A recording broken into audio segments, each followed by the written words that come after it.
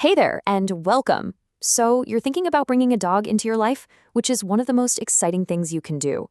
But let's be real, it's also a huge decision. So, that's what we're here for. We're going to walk you through how to find the absolute best friend for you, a forever friend. I mean, come on, how can you not fall in love with a face like that?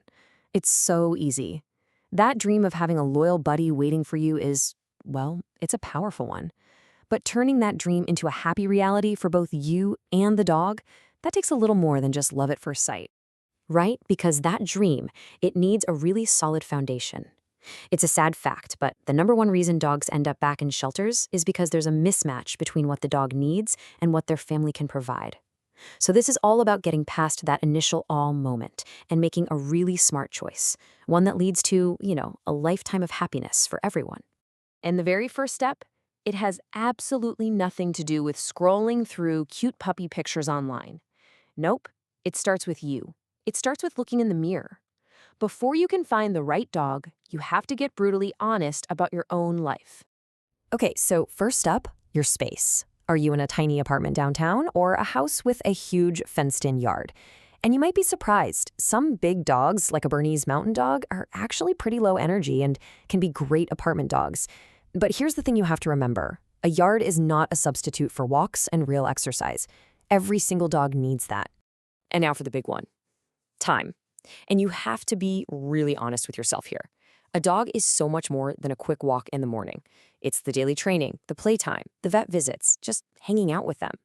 If you're working 12-hour days, bringing home a tiny puppy who needs to go out every 2 hours, well, that's just not going to work. It's a major time commitment, every day. So, who else is in the picture? If you've got young kids, you're going to need a dog that's super patient and has a really stable temperament, someone who can handle a little bit of chaos.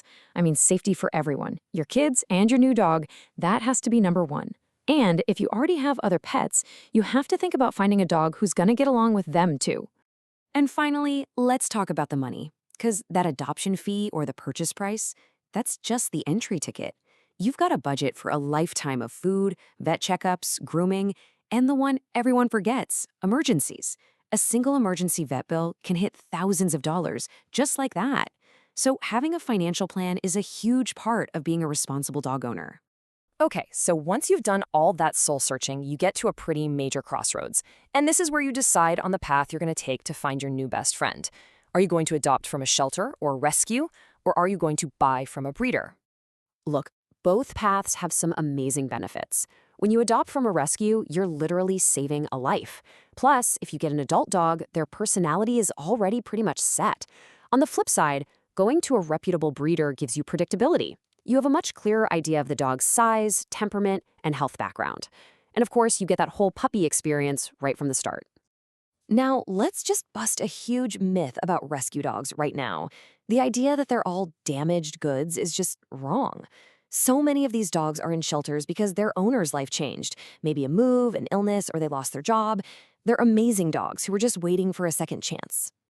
And on the other side of the coin, let's talk about purebreds. There's a myth that they're a guarantee of perfect health. And while a responsible breeder does a ton of health screening to lower the risk of genetic problems, it's not some ironclad promise.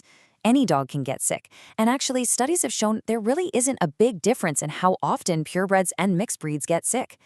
The key takeaway is that health is never a guarantee, no matter where your dog comes from. Okay, so you've looked at your life, you understand the two main paths, and now we get to the really fun part.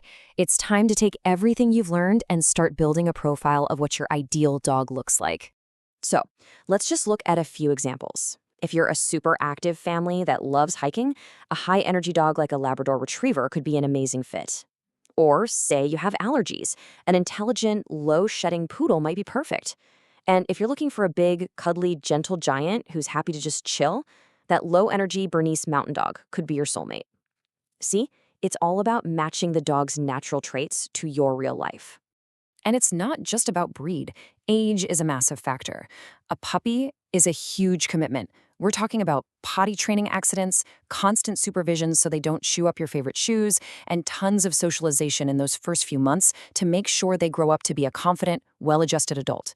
It is quite literally a full-time job. An adult dog, on the other hand, well, their personality is already baked in. You have a much better idea of their energy level and what they're like right from the get-go. And a lot of adult dogs from shelters already have some basic training under their belt, which can make things so much smoother. And please, whatever you do, don't overlook the senior dogs. The Senior Dogs Project puts it perfectly. What you see is what you get. They're usually house-trained, they're way past the destructive puppy phase, and they're often just looking for a comfy, loving home to live out their golden years. The connection you can make with a senior dog is it's incredibly special. Of course, sometimes you have other things to think about. Like if someone in your house has allergies, you'll definitely want to look at breeds people call hypoallergenic. Now, just so you know, no dog is 100% allergen-free. But breeds like Poodles or a Bichon Frise shed a lot less dander, and that's usually what causes those allergic reactions. All right, you've done the self-reflection, you have a profile of your dream dog, and now you're finally ready to go meet some. This is the last step, and it's all about doing your homework and asking the right questions, whether you're at a shelter or visiting a breeder's home. So when you're at a shelter, you need to ask about the dog's history, their health, and what the staff has noticed about their personality. Get specific. How are they with kids? What about other dogs or cats? And this last one is so important. Ask if they'll take the dog back if it just doesn't work out. A good rescue always will, because they care about that dog's long-term happiness. Now, if you're going the breeder route, the signs you're looking for are a little different, but they're just as important. They should be able to show you proof of genetic health tests for the puppy's parents. A really great breeder will probably interview you more than you interview them. That shows they really care where their puppies end up. And just like a good shelter, they should absolutely have a contract that says you have to return the dog to them if you can't keep it. As we start to wrap this up, I really want you to hang on to this idea. All of this research, all these checklists, this isn't about finding some mythical perfect dog. Because guess what? That dog doesn't exist. The real goal here is to find the dog that is perfectly imperfect for your life, your home, and your heart. Choosing a dog really is a journey where your head and your heart have to work together. It's about being prepared, being honest with yourself, and getting ready to open up your life to a friend who will love you more than anything. So the only question left is, are you ready to find them?